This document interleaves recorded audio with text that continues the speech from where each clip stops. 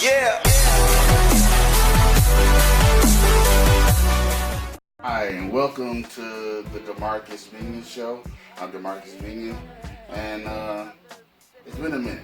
I started this channel just for fun, for kicks or whatever. But I guess it's time for me to really get serious about this thing because people have been asking me where have I been, why haven't I made another video, what's going on.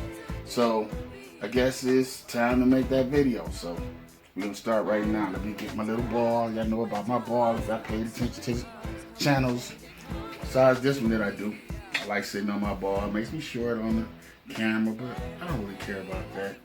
It doesn't matter to me. I mean, I can always adjust this just a little bit. Let's break it down like that. Okay, and then it'll be a little more of a height thing that I've eliminated. So let's get started.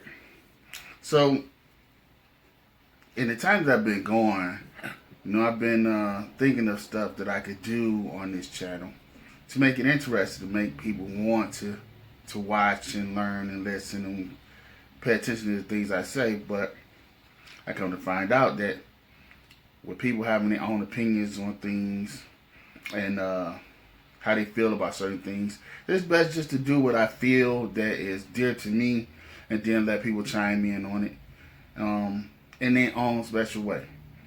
So I guess the first topic I want to talk about is, and we've been beating this to death, is the treatment of black people in this place we call the United States of America. For the longest time, we've been mistreated on various levels. We went through the period of slavery and then Jim Crow, and now we're going through this period of police brutality as well as our youth being taken from us. And a lot of people was like, well, why do you think that is? And I tell them all the time, people don't pay attention to people that are inferior or that they don't fear. You don't have time for that. You just look at those people and like, it's no big deal.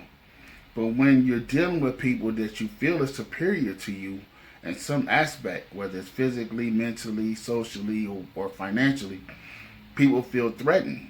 They want to lash out in the best way they can. And as you can see, they're trying to eliminate us. They keep telling us we the majority, but who would be, I guess for a lack of word, who would pay attention to the minority uprising if there's not even enough people to uprise? You see what I'm saying? It's just a situation of lies, mirrors, and smoke screens and all that other stuff they say. Our numbers are increasing and their numbers are dwindling because if you pay attention, in most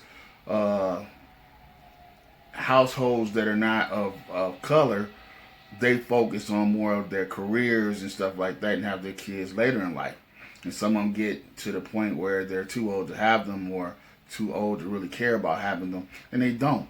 Whereas, unfortunately, we don't have the resources that they have and the abilities that they have to be able to sit back and have long careers and stuff like that. We work more 9 to 5 blue collar type jobs, so we have more free time to procreate and grow our race. Well, with that growth, it's a situation of threat to them. So they're doing whatever they can to keep the numbers down and keep it even and try to eliminate us and keep us in a fashion of our placement, where they placed us. That's basically what it is. So with that being said, all I can say to you people is, when are you going to get tired of being on a low level? When are you going to get tired of not being the people running this country? We should be running this country because we built it. It was built on our backs, our sweat, our tears, our blood. So at some point in time, as people, we should realize that we control the narrative. And what I mean by that is we spend the most money. And that's what it's all about. Money, money, money, money, money. If you don't believe me, ask the people that don't have none. And ask the people that do have some. It's all about the money. We spend the most. We circulate the most. That's why other races come here and open businesses in our area, because in our area we spend the most money. So ask yourself, how would we be if we just spent our money in our communities? If we made sure that our money circulated just like other races, just in our community. That means we hired our own, we sell to our own, and we basically cater to our own first. Not saying that we wouldn't do it to the other people, but we will make sure that our people have the ability to uprise and be financially stable and be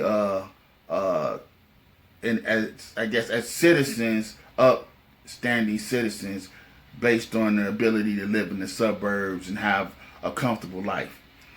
We control that, but that's the, I guess you can say, the gift and the curse, because we do have that ability.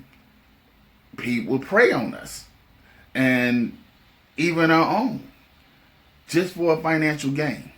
And that's just ridiculous.